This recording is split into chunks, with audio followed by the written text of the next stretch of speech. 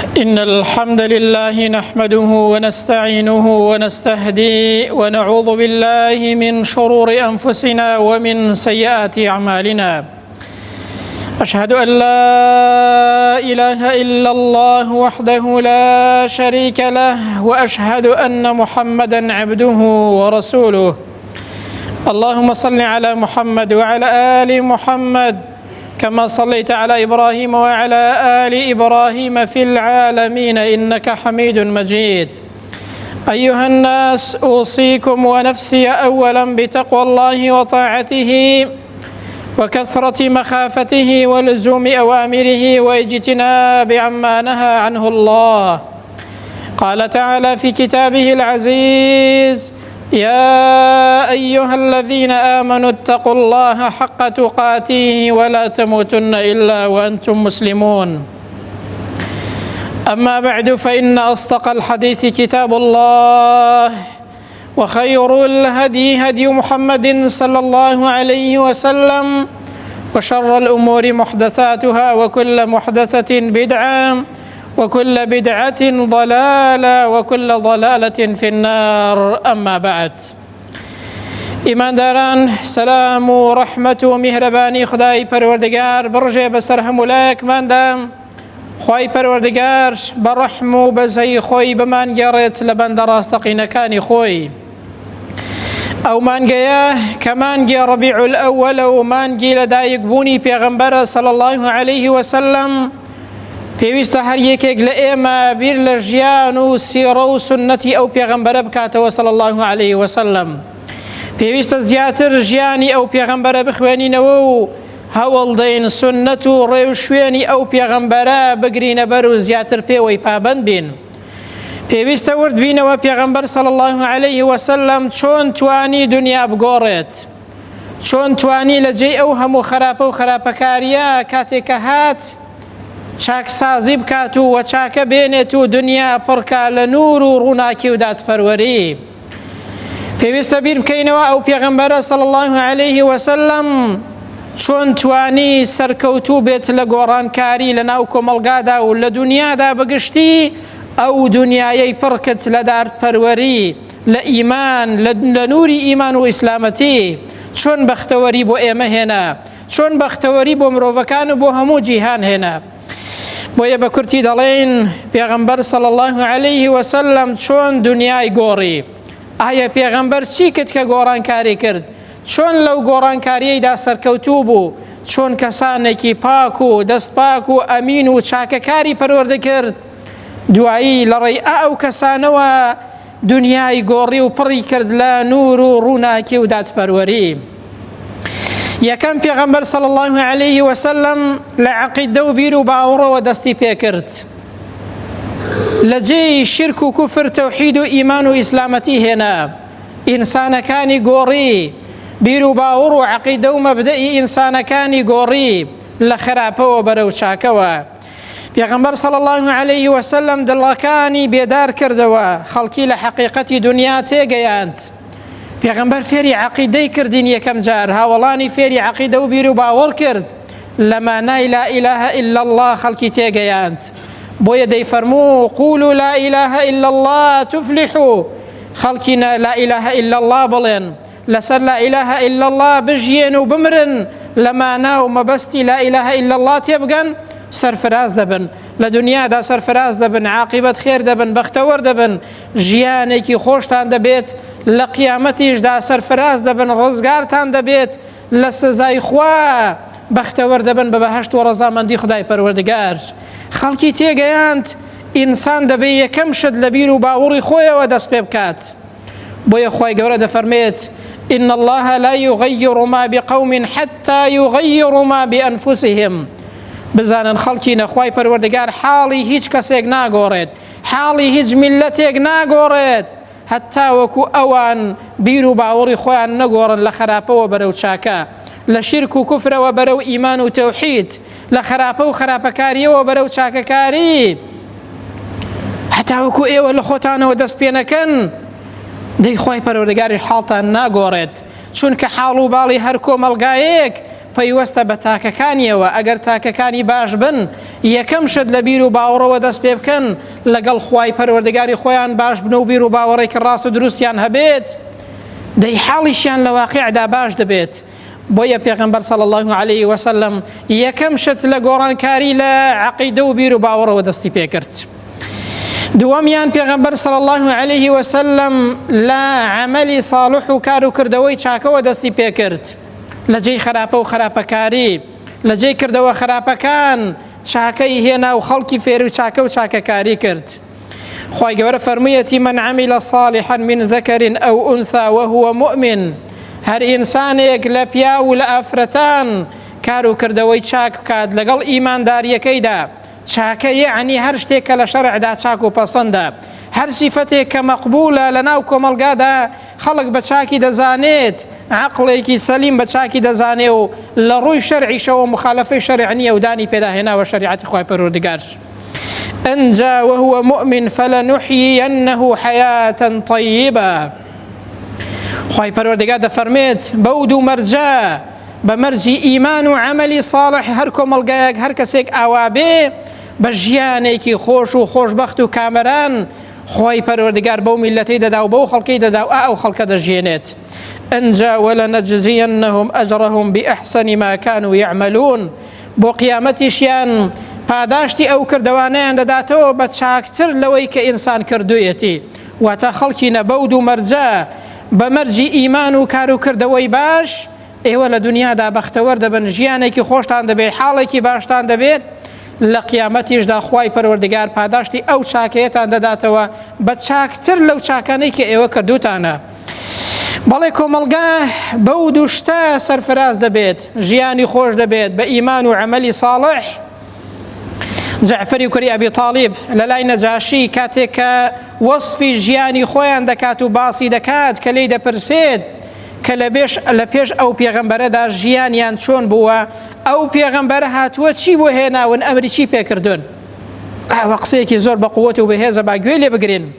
جعفەری کوڕی ئەبی تاڵیب ڕەزا ڕەحمەتی خوای گەورەی لێ بێت لە لای نەجاشی گوتی ئەیوهە المەلک ئەی پادشا ئەی نەجاشی ئێمە كنا قوما ئەهلە جاهیلیەتین ئێمە کەسانێک بووین قەومێک بووین لە سەردەمی جاهیلیەت و نەفامیدا لە نەفامیدا دەژیاین.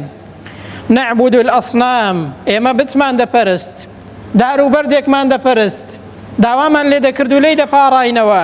ونأكل الميتة لە پێش ئەو پێغەمبەرە پێش ئەوەی ئەو پێغەمبەرە بێت مردار بوومان دەخوات.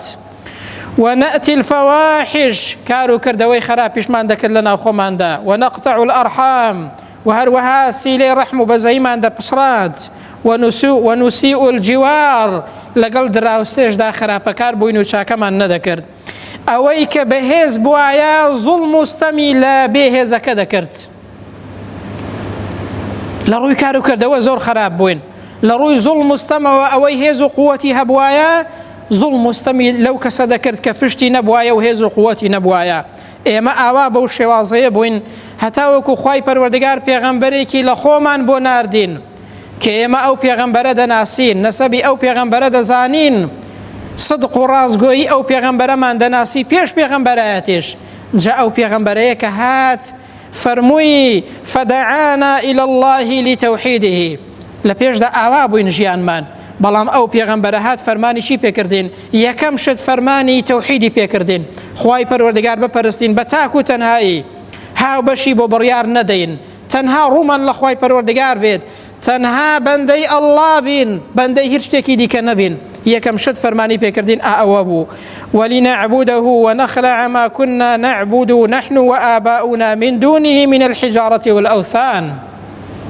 ئەو پێغەمبەرە صلی الله عليه وسلم یەکەم شت کە تەوحیدی فێرکردن و فەرمانی پێکردین و هەروەها پێی وتین ئەوەی کە لە دار و بەرد با و باپیرانتان پەرستویانە دەبێ واز لەوە بێنن تەنها ڕووتان لە خوای پەروەردگار بێ و تەنها خوای پەروەردگار بپەرستن.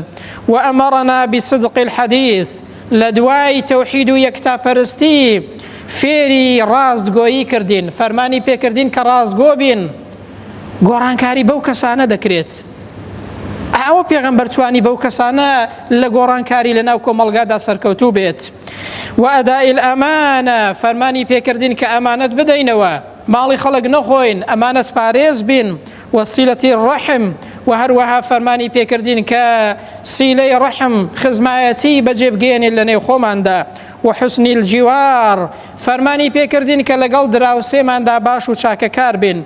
والكف عن المحارم والدماء واز لەوە بێنین کە دەستدرێژی بۆ سەر ماڵی خەڵک بکەین، ماڵی خەڵک نەخۆین، تەماع لە ناموسی خەڵک نەکەین، ئابڕووی خەڵک نەبین. ونهانا عن الفواحش ئەو پێغەمبەرە فەرمانی پێکردین واز لە خراپە و خراپەکاری بێنین. وقول الزور ئەو پێغەمبەرە فەرمانی پێکردین واز لە قسەی درۆ بێنین، واز لە درۆ و دەلەسە بێنین، واز لە شیعاری درۆ بێنین. ئەو پێغەمبەرە فەرمانی کرد وأكل مال اليتيم وقذف المحصنة پێغەمبەر فەرمانی پێکردین ماڵی هەتی و نەخۆین، ماڵی یەکتری نەخۆین، بوختان بۆ یەکتری نەکەین. وأن نعبد الله لا نشرك به شيئا ئەو پێغەمبەرە فەرمانی پێکردین هاوبەش بۆ خوای پەروەردگار بڕیار نەدەین. ئەو پێغەمبەرە فەرمانی پێکردین کە نوێژ بکەین، زەکات بدەین، ڕۆژوو بگرین، هەرچی چاکە و چاکەکاری هەیە. ئەو پێغەمبەرە صلی الله عليه وسلم فەرمانی پێکردین کە ئێمە ئاوا بین. ئاوە قسەی جەعفەری کوڕی ئەبی تاڵیبە کە لە لای نەجاشی دەیکات، شاهیدیەکە بە ئەو پێغەمبەرە صلی الله عليه وسلم.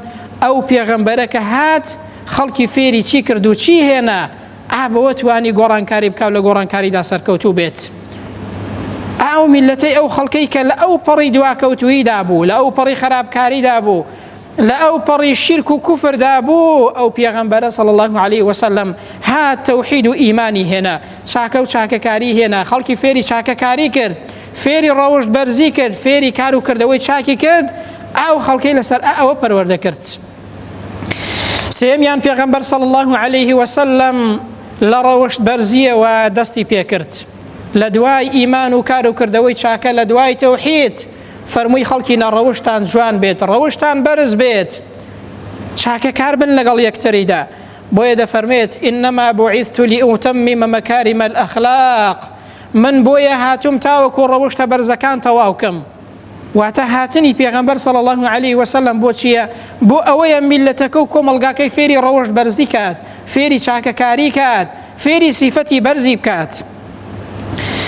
لە فەرمایشتێکی دیکەدا کە پرسیار کراوە لە پێغەمبەر صلی الله عليه وسلم کە فەرمایشتێکی صحیحە، وتیان ئەی پێغەمبەری خوایی ئینسانەکان بەچی دەچنە بەهەشتەوە؟ زۆرترین ئەو شتەی کە خەڵک پێی دەچێتە بەهەشتەوە چییە؟ پێغەمبەر فەرمووی صلی الله عليه وسلم تقوى الله وحسن الخلق یەکەمین شت تەقواداریە لە بەرامبەری خوای پەروەردگاردا، نەشکاندنی سونەرەکانی خوای گەورەیە. ئەنجا دووەمیان ڕەوشت بەرزی و ڕەوشت جوانیە. ئابە و دوانە خەڵک دەچێتە باشت، ئابە و دوانە میلەت ڕزگاری دەبێت و بەختەوەر دەبێت، ئابەوە ئینسانەکان دەتوانن حاڵیان باشکەن و گۆڕانکاری بکەن. چوارەم پێغەمبەر صلی الله عليه وسلم خەڵکی فێری گیانی بەرەنگاری و بەرپرسیارەتی کرد، هاوڵانی فێری ئەوە کرد کە بەرەنگاری ئەوە ببنەوە کە خراپە و خراپەکاری لە ناو کۆمەڵگادا هەبێت، خۆیان بە بەرپرسیار بزانن لە بەرامبەر دین و ژینی میلەتەکەیاندا. ئەگەر خەڵکی تەماشای خەڵکی ئێستا بکەی، تەماشای موسڵمانی ئێستا و کۆمەڵگای ئێستا بکەی، زۆربەی هەرە زۆریان خۆیان بە بەرپرسیار نازانن لە هیچ شتێکدا، بەڵکو دین ئیبادە بێ حەقیان نییە. خەڵک هەتاوەکو بینەقاقای بکەوێتە ناو خراپە و خراپەکاریەوە حەقی کەسیان نییە، دەڵێ خۆم و حەقی کەسم نییە. پێغەمبەر صلی الله عليه وسلم هاوڵانی فێری گیانی بەرەنگاری کرد، فێری ئەوەی کرد کە لە ناو کۆمەڵگادا چاکسازی بکەن، ئەگەر خراپەیەک ببینن لێی بێدەنگ نەبن، بە ئوسلوبێکی جوان، بە ئوسلوبی خۆی، بە ڕێگای خۆی خراپە و خراپەکاری بگۆڕن بۆ چاکەکاری، هەست بە گیانی بەرپرسیارەتی بکەن. بۆیە ئەو پێغەمبەرە پێی فەرموون صلی الله عليه وسلم کە بۆ ئێمەشە كلكم راع، خەڵکی نەبزانن هەر هەمووتان بەرپرسیارن، هەر هەمووتان وەکو شوانێک گوان، چۆن شوان لە بەرامبەر ماڵ و ماڵاتەکەیدا بەرپرسیارە دەبێ ئاگای لێبن، ئەگەر گرفت و کێشەیەکیان هەبێ دەبێت چارەسەری بکات. هەر هەمووشتان بەرامبەر کۆمەڵگاکەتان ئەوەی کە لە بەردەستانە هەمووتان بەرپرسیارن، پرسیارتان لێ دەکرێت. وكلكم مسؤول عن رعيته ئەو پێغەمبەرە فەرمووی هەمووتان بەرپرسیارن لەوەی کە لە بەردەستاندایە، لە گچکەترین شتەوە تاوەکو گەورەترین شت. هەر شتێک لەبەردەستتدا بێت لە ژێر دەستت بێت لی بەرپرسیاری، لە بەرامبەر کۆمەڵگاکەتدا بەرپرسیاری، لە بەرامبەر دین و ئیمانەکەتدا بەرپرسیاری، لە بەرامبەر ماڵ و منداڵتدا بەرپرسیاریت. وا نەزانی لە ڕۆژی قیامەتێدا تەنها بە نوێژ و ڕۆژ و ڕزگارت دەبێت، پرسیاری هیچ شتێکت لە ناکرێت، هیچ شتێکت ڕوبەڕوو نابێتەوە. وفەرمووی والئەمیر ڕاع، ئەو کەسەی کە کار بەدەستە بەرپرسیارە وەکو شوان وایە. ئاگاتان لێبێ خەڵکی نەشوانی باش بن، کار بەدەستان ئاگاتان لێبێت، ئەو خەڵکەی کە لە بەردەستانە لە بەرامبەریدا لە ڕۆژی قیامەتێدا لێتان دەپرسرێتەوە. لە بەرامبەر خەڵکی خۆتاندا بەرپرسیارن، لە بەرامبەر ژیان و گوزەرانیاندا بەرپرسیارن، لە بەرامبەر دین و ئیمانی ئەو خەڵکەدا بەرپرسیارن. دەبێت چاکە و چاکەکاریان فێرکەن، دەبێت زوڵم و ستەمیان لێ نەکەن. ئەو پێغەمبەرە فێری ئەوەی کردین بۆیە توانی لە واقعدا گۆڕانکاری ڕاستەقینە بکات و دنیا بگۆڕێت و دنیا پڕکە لە نور و ڕووناکی و دادپەروەری. ئەنجا دەفەرمێت هو الرجل راع على أهل بيته، پیاو لە بەرامبەر ماڵ و منداڵەکەی خۆیدا بەرپرسیارە. کاتێک کە خراپەیەک دەبینێ، بێشەرعیەک دەبینێ لە ماڵ و منداڵەکەی، بە ئوسلوبی خۆی دەبێت تیان گێرێت کە ئەوە ناشەرعیە. بەداخەوە زۆر کەس دەبینێت خێزانەکەی کچەکەی بە قۆڵی ڕووتەوە بە کابووە دەگەڕێت کەچی پێی ناڵێ بێشەرعیە. جارێک لە جاران ئامۆژگاری نەکردووە بابە نابێ ئەوە بێشەرعیە، ئێمە موسڵمانین، ئەوە بۆ ئینسانی موسڵمان نابێت. کاگە خۆ ناڵێم شەڕ و هەرا بکە، بەڵام خۆ دەبێ نەسیحەت و ئامۆژگاری ماڵ و منداڵەکەت بکەیت. پێغەمبەر فەرمووی صلی الله علیه وسلم پیاو بەرپرسیارە لە بەرامبەر ماڵ و منداڵەکەیدا. ئەگەر ناشەرعیەک ببینێ دەبێت بە ئوسلوبێکی جوان و بە ئوسلوبی خۆی بە ڕێگای خۆی ناشەرعیەکە لابات. لە ڕۆژی قیامەتێدا ئینسان پرسیاری لێ دەکرێت. والمرأة راعية على بيت زوجها وولده، پێغەمبەر چەند جوان فێرمان دەکات کە ئێمە هەمومان بەرپرسیارین. وفەرمووی ئافرەت لە بەرامبەر ماڵی پیاوەکەیدا، لە بەرامبەر ماڵەکەیدا، لە بەرامبەر منداڵەکانیدا، پەروەردەی منداڵەکانی ئافرەتیش بەرپرسیارە. نابێ ماڵی پیاوەکەی زایعکە، نابێ منداڵەکانی زایعکە و حەقی نەبن و پەروەردەیان نەکات. ئافرەتیش بەرپرسیارە. فكلكم راع، پێغەمبەر جارێکی دیکە دووبارەی دەکاتەوە، خەڵکی نەبزانن هەمووتان بەرپرسیارن. وكلكم مسؤول عن رعيته، جارێکی دیکە لە کۆتایی فەرمایشتەکەدا دووبارەی دەکاتەوە، هەمووتان لە بەرامبەر ئەوەیدا کە لە بەردەستانە. ئەگەر شتێکی زۆر گچکەش بێت، ماڵ و منداڵەکەی خۆشت بێت، ئیش و کارێکیشت بێت، هەمووتان بەرپرسیارن لەوەی کە لە بەردەستاندا هەیە.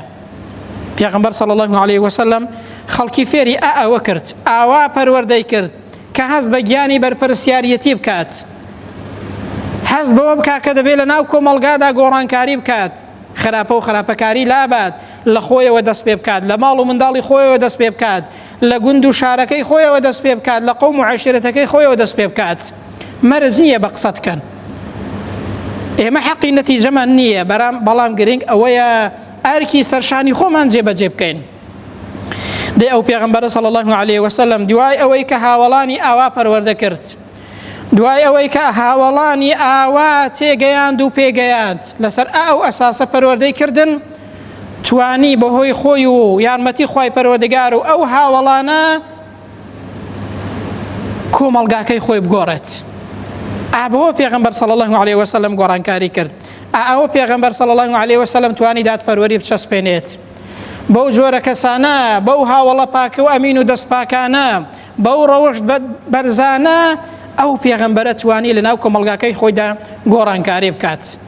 کەواتە نەتیجە و دەرەنجامی کۆتایی ئەو بابەتە چیمان پێ دەڵێت، چیمان فێر دەکات؟ ئێمە لەکوێی ئەو بابەتە داین؟ ئەوەمان فێر دەکات گۆڕانکاری و چاکسازی بە قسە و شیعار نابێت. گۆڕانکاری و چاکسازی بە کەسانێکی ئەمین و دەستپاک دەکرێت. چاکسازی و پاکسازی و کۆمەڵگا بە کەسانی ئەمین و دەستپاک و دادپەروەر دەکرێت، وەکو پێغەمبەر هاوڵانی ئاوا پەروەردە کرد. ئەو هاوڵانە توانیان دنیا بگۆڕن. ئینسانێکی وەکو ئیمامی ئەبوو بەکر کە لە خواپەرستیدا وێنەی نەبوو، لە چاکەکاریدا وێنەی نییە، توانی ببێتە حکومڕانێکی باش و دادپەروەر. ئینسانێکی وەکو ئیمامی عومەر کە پێغەمبەر صلی الله علیه وسلم پەروەردەی کرد، توانی ببێتە ئینسانێک کە وێنەی نییە لە دادپەروەریدا، هەمومان قەرزداری دادپەروەری ئیمامی عومەرین، مێژوو قەرزداری دادپەروەری ئیمامی عومەرە. ئەو پیاوان نەتوانیان گۆڕانکاری بکەن و دنیا بگۆڕن، واقعی کۆمەڵگاکەیان بگۆڕن. ئەو پیاوە دەستپاک و ئەمینانە توانیان حکمڕانێکی باش بن. ئینسانێک کە خۆی باش بوو، کە کار و کردەوەی باش بوو، کە ڕەوشتی بەرز بوو، ئەو کەسانە دەتوانن لە واقعدا کۆمەڵگاکەیان بەرەو چاکە و چاکەکاری بگۆڕن. کوردەواری دەڵێت دار ئەگەر خوار بوو سێبەرەکەشی هەر خوار دەردەچێت. کاکە ئینسان کە خۆی خراپ بوو وەڵڵا کار و کردەوەکانیشی هەر خراپ دەبن. وەڵڵا هەرچی باسیشی بکات تەنها شیعارێکە و لە واقعدا هیچ شتێک ناگۆڕێت. خۆ بە چاوی خۆمان چەند ساڵە ئەوە دەبینین. خوای گەورە جوانی فەرمووە ئین الله لا يصلح عمل المفسدين. کاکە خوای گەورە کار و کردەوەی ئینسانی خراپ و مفسید چاک ناکات. ئەو کەسە تا خۆی چاک نەکات وەکو هاوڵانی پێغەمبەر، ئەو کەسە تا خۆی پەروەردە نەکات، ئەو کەسە تا خۆی باش نەبێت، ڕوو لە خوا نەبێت، بابە تۆ بەتەمای ئەو کەسە دنیات بۆ بگۆڕێت، بەتەمای دنیات بۆ بکاتە بەهەشت. کوردەواری دەڵێ دوو کوڵای بابردوو مەکەوە. وەڵڵا ئەگەر پێ دوا بێ دوو کوڵای بابردوو کەوتویت. ئەو گۆڕانکاریە لە کۆمەڵگادا بە کەسانێکی ئاوا ئەمین و دەستپاک دەکرێت، پەروەردەکراو دەکرێت، بە کەسانێکی مەبدەئی دەکرێت، بە کەسانێکی ڕوو لە خوا دەکرێت، وەکو هاوڵانی پێغەمبەر کردیان صلی الله عليه وسلم. بۆچی پێغەمبەران لە گۆڕانکاریدا سەرکەوتوو بوون؟ لەبەرەوەی خاوەن ئیمان بوون، لەبەرەوەی مەبدەئی بوون، لەبەر ئەوەی لە ذاتی خۆیاندا کەسانێکی پاک بوون، لەبەرەوەی ڕوو لە خوا بوون. چونکە ئیمان یعنی دان پێداهێنان و یعنی قەنەعات پێبوون و یعنی کار و کردەوە. ئیمان فێرمان دەکات کە ئینسان لە خوا ترس بێت، کە ئینسان کار و کردەوەی هەبێت، کە ئینسان هەر شیعار و قسە نەبێت، کە ئینسان هەر بۆ دنیا نەژیێت. بابە ئێستا سمێڵزەڵی وا هەیە باسی گۆڕانکاری و چاکسازی دەکات، ملی ئەوەندەیە بە ماڵی حرام و ماڵی خەڵک مەری ئەستور کردووە. هەیە بەتەمای ئەوە چاکسازی پێ بکرێت. ئینسانێک وەفای بۆ خوا نەبێت، ئینسانێک ڕوو لە خالیقی خۆی نەبێت، لەگەڵ ئەڵڵادا باش نەبێت، ئەو خالیقەی کە ڕازقمانە، کە پێگەێنەرمانە، کە پەروەردەگارمانە، ئینسانێک بەرامبەر ئەو زاتە وەفای نەبێت، بەتەمای بۆ تۆ چاک بێ وەفای بۆ تۆ هەبێت، دەی دڵنیا بەقەت نایبێت. ئەوە پێغەمبەر صلی الله عليه وسلم هاوڵانی لەسەر ئەو چاکە، ئەو ئەمینی و دەستپاکیە پەروەردە کرد، بۆیە توانیان لە واقعدا دنیا بگۆڕن. پێغەمبەر صلی الله عليه وسلم ئاوا هاوڵانی پەروەردە کرد، ئاوا هاوڵانی پێگەیاند، لەوەوە دەستی پێکرد بۆیە توانی لە گۆڕانکاریدا سەرکەوتوو بێت، بۆیە دنیا واقعی گۆڕی، بۆیە لە ئەو پەڕی خراپەوە بەرەو ئەو پەڕی چاکە و دادپەروەری ئەو پێغەمبەرە صلی الله عليه وسلم چاکسازی کرد و کۆمەڵگاکەی خۆی گۆڕی. دەی هەر کەسێکیش بەتەمای چاکە بێت دەبێ بەو ڕێیەدا بڕوات.